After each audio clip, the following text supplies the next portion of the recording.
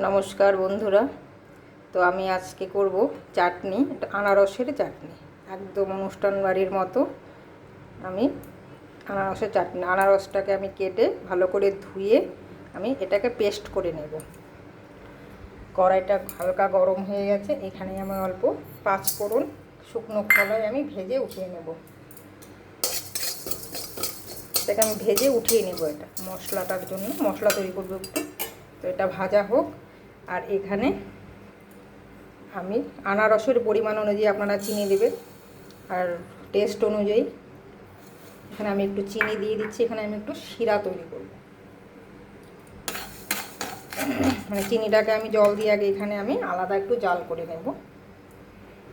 জল দিয়ে দিচ্ছি, চিনিটা ভালো করে গলে যাবে। এটা হোক। আর ওদিকে আমার মশলাটা হয়ে গেছে, তো ওটা নামিয়ে নিচ্ছি আমি। মশলা ভাজা সেটা আমি 5 ফোড়নটা শুকনো খোলাতে এভাবে ভেজে আমি রেখে দিলাম।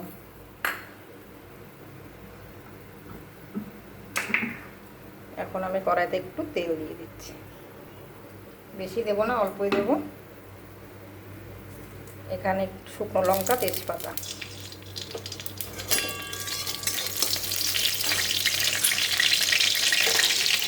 আর এখানে চিনিটা জাল হয়ে গেছে প্রায়, আর একটু হবে, আর একটু গাঢ় হবে।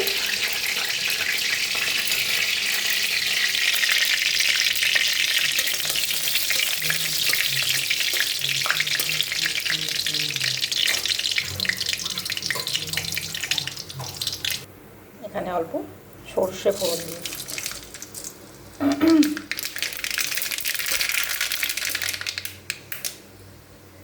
এটা পেস্ট করে রেখেছিলাম, সে পেস্টটা আমি এখন দিয়ে দেব।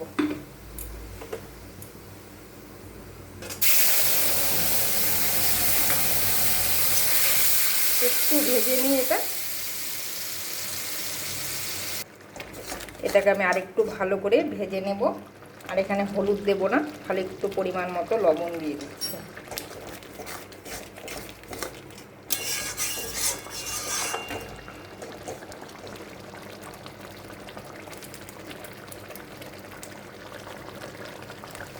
এটা প্রায় অনেকটা ভাজা হয়ে গেছে, আর এখানে শিরাটাও ভালো করে জাল করা হয়ে গেছে।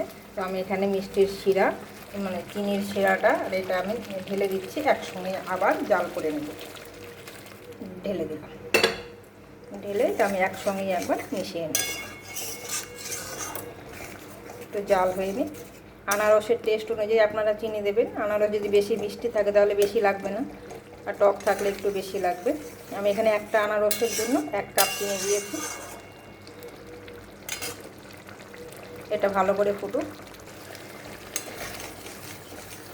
এটা অনেকটা ঘন হয়ে এসছে, তো এখন আমি এখানে কাজু কিশমিশ দিয়ে দেবো। কাজু কিশমিশ দিয়ে দেবো। আর আমি যে মশলাটা শুকনো খোলায় আমি 5 ফোড়নটা ভেজে রেখেছিলাম, সেটাও এখন দিয়ে দিচ্ছি।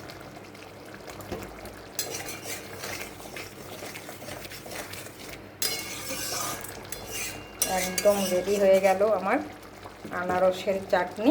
একটু জাল হবে, তারপর আমি এটা নামিয়ে নেব। আনারসের চাটনিটা আমি নামিয়ে নিয়েছি। একদম বেশি পাতলাও হয়নি, কাজু কিশমিশ দিয়ে সব কিছু দিয়ে নামিয়ে নিয়েছি। আর একটু নারকেলের কুচি আমি শুধু ছড়িয়ে দিলাম উপরে।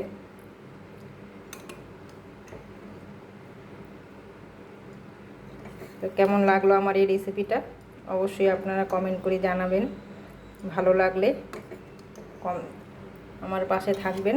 আর ইউটিউব চ্যানেল থেকে দেখলে আমার চ্যানেলটাতে একটু সাবস্ক্রাইব করে দেবেন। আপনারা সকলেই ভালো থাকবেন, সুস্থ থাকবেন। আমি আবার আসবো অন্য দিন অন্য ভিডিও নিয়ে। আমি আজকে এখানেই শেষ করছি।